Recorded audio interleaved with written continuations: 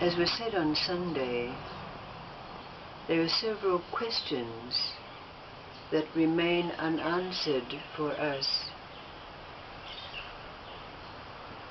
What is it that makes you get up in the morning? What is this Tao, Dharma, will of God, purpose of life? What is it when it's neither a wave or a particle?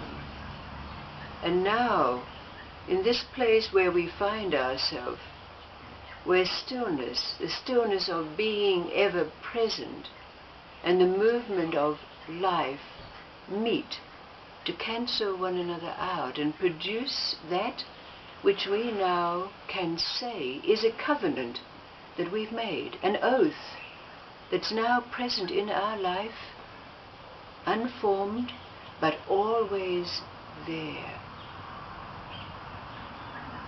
There's that story about a Sayyid, the direct descendant of the Prophet Muhammad.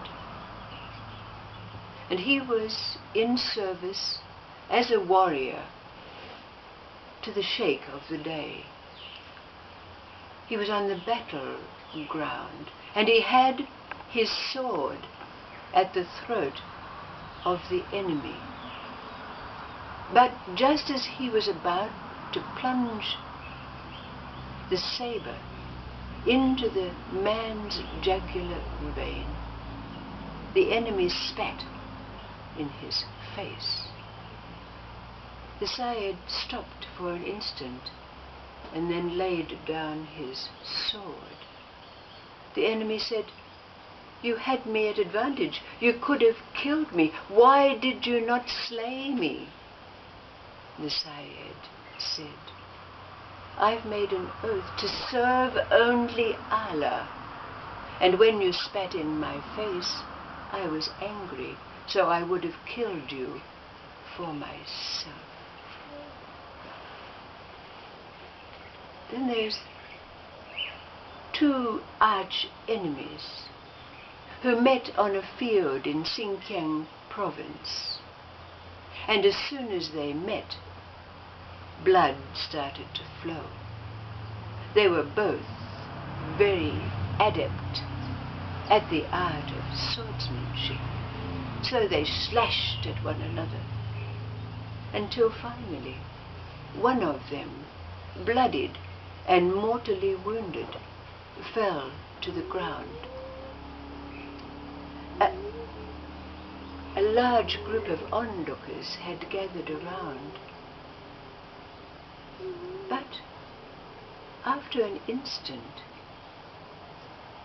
one warrior who was left standing turned to the other and fell down on his knees beside his fallen enemy and began to wipe the blood and try to suture his wounds.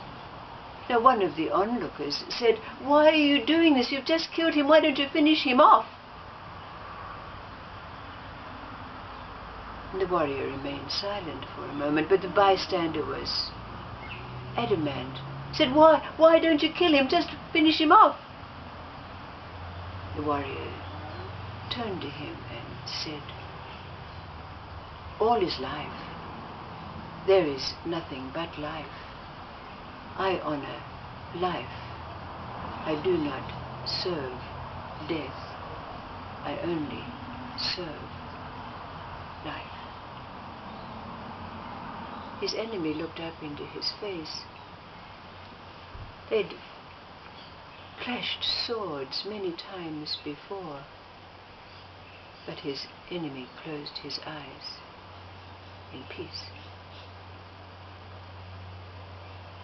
What is the similarity or the difference between these two little anecdotes and this covenant, this oath, that we find ourselves tacitly living at every moment, being in that place where we're ever present because there's nowhere else for us to be?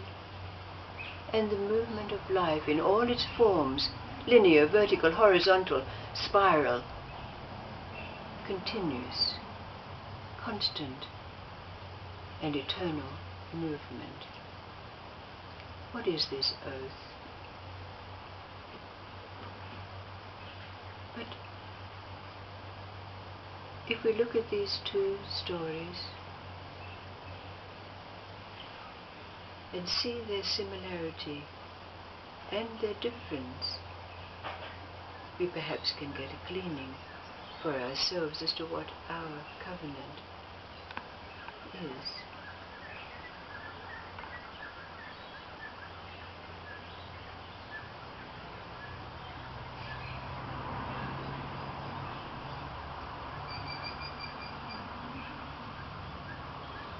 What do they evoke in you?